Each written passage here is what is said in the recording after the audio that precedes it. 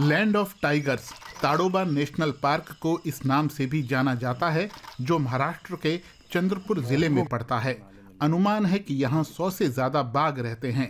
बाघ जो कि भारत का राष्ट्रीय पशु है, लेकिन अब भारत के जंगलों में लगभग 3000 बाघ ही बचे हैं, जबकि पिछली सदी के शुरू में उनकी अनुमानित संख्या 1 लाख के आसपास थी।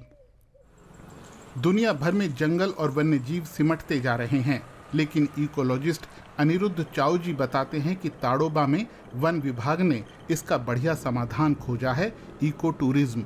वो कहते हैं कि जंगल के आसपास रहने वाले लोगों को अगर उससे फायदा होगा तो वो हर हाल में जंगल को बचाएंगे।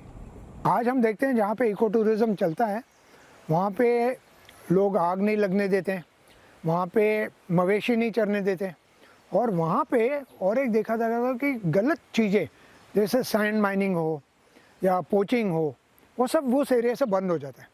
ये जो गाइड लोग हैं या ड्राइवर लोग हैं उस गांव के, वो समझ चुके हैं कि जब तक के शेर है, जब तक के भालू है, लेपर्ड है, तब तक के लोग उस जंगल में घूमने आएंगे और तब तक के इन्हें पैसा मिलेगा।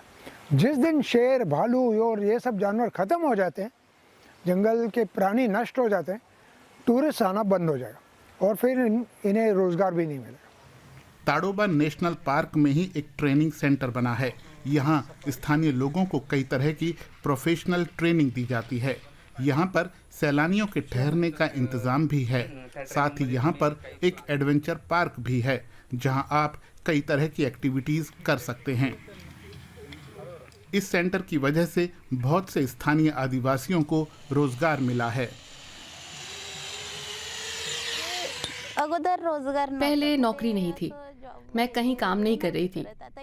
जब से मैंने यहाँ काम करना शुरू किया है, कुछ पैसे कमा लेती हूँ। मैं चीजें खरीद सकती हूँ और अपनी कमाई पर जी सकती हूँ। पहले घर से पैसे मांगने पड़ते थे।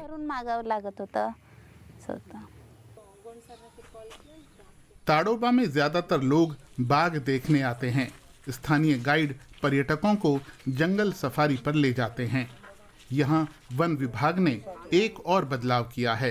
उन्होंने महिला सफारी गाइड्स की एक टीम तैयार की है। हालांकि इन महिलाओं के लिए पुरुषों के दबदबे वाले इस क्षेत्र में अपनी जगह बना पाना आसान नहीं था। सबसे बड़ी मुश्किल तो यहाँ के जो मेल गाइड है, वो मेरे अपने दोस्त थे, अपने भाई थे। उन लोगों से रोज रोज झगड़ा करना इतना आसान नहीं है सर, क्योंकि यहाँ से सीधा वो अपने घर पे फ़र्क पड़ता है। फिर उन लोगों से बात करने की कोशिश की, वो नहीं मान रहे थे। फिर मैंने ऑफिसर्स की, ताड़ोबा के जो फॉरेस्ट ऑफिसर है उनकी मदद ली। चौजी सर है, उन्होंने मदद किया। शहनाज बेग ताड़ोबा टाइगर रिजर्व में पहली महिला सफारी गाइड हैं। उनकी पहली सफारी 2010 में हुई थी, लेकिन अपनी अगली सफारी के लिए उन्हें कई साल इंतजार करना पड़ा, लड़ना पड़ा।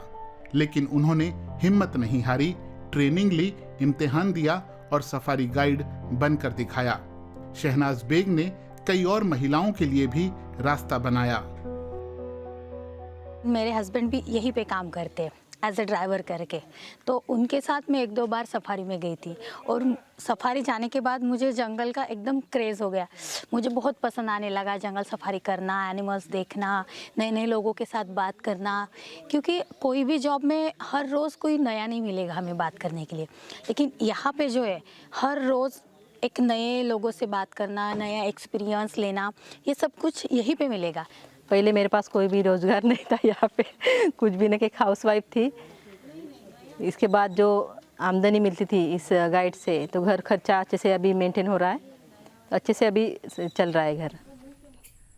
लगभग 1700 वर्ग किलोमीटर में फैले ताड़ोबा में बाघों की संख्या 2013 में घटकर 20 रह गई थी, लेकिन पूरे देश में उनके संरक्षण की कोशिशों का फायदा यहाँ भी मिला और अब ताड़ोबा में 100 से ज्यादा बाघ हैं। इस बीच बाघों की संख्या बढ़ने के कारण इंसानों से उनका टकराव भी बढ़ता जा रहा है। ये मूर्तियां ऐसे ही टकराव का प्रतीक हैं।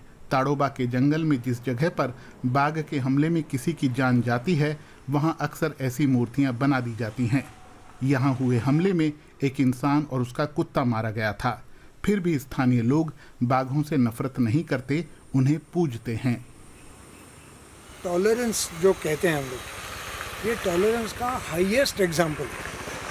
स्टैचू बना है टाइगर का, मारा गया था टाइगर नहीं, मारा गया था बंदा, आदमी मर गया था, टाइगर ने मारा था, और उसके मेमोरी में उन्होंने एक टाइगर का स्टैचू बनाया। उसके बावजूद कि इन्होंने टाइगर ने इनके किसी को मारा है, तभी पूछते हैं टाइगर को। बीते 1 साल में चंद्रपुर जिले में इंसानों और जानवरों के टकराव में लगभग 40 लोग मारे गए हैं। ऐसे में वन विभाग के अधिकारियों के सामने बड़ी चुनौती है। उन्हें जंगल में रहने वाले बाघ और दूसरे जानवरों को भी बचाना है और आसपास रहने वाले लोगों को भी।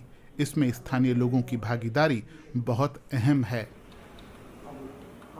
जो भी बाघों की संख्या बढ़ रही है, उसकी वजह से जो हमारे लैंडस्केप में गांव हैं, उन गांवों में कुछ हद तक जो संघर्ष की परिस्थितियां हैं बाघ और मनुष्य में, वो धीरे धीरे बढ़ रही है। आने वाले समय में वो हमारा बहुत बड़ा एक चैलेंज साबित हो रहा है और हम लोग अपेक्षा करते हैं कि लोगों का सहयोग लेकर ही आगे बढ़ेंगे और उसको मैनेज करने की पूरी कोशिश करेंगे।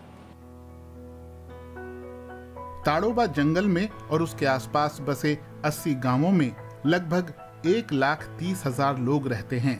वन अधिकारी कहते हैं कि स्थानीय लोगों की मदद से ही वो जंगल में बाघों के संगठित शिकार को रोकने में कामयाब रहे। लेकिन ये भी सच है कि जंगलों को सबसे बड़ा खतरा इंसानों की बढ़ती आबादी से ही है। ह्यूमन पॉपुलेशन भी बढ़ रहे, जंगल श्रिंक हो रहे और एनिमल पॉपुलेशन भी जंगल जैसा श्रिंक हो रहे, उसके प्रोपोर्शनेट में तो बढ़ ही रहे। सो दोनों जगह से हम एनिमल कॉन्फ्लिक्ट तो बढ़े वाले। देयर इज़ नो डाउट कि एनिमल कॉन्फ्लिक्ट ज़्यादा हुआ है, क्योंकि स्पेस नहीं है, जानवर के लिए स्पेस नहीं है। बेसिकली वी ऑलरेडी ऑक्यूपाइड दो स्पेसेस।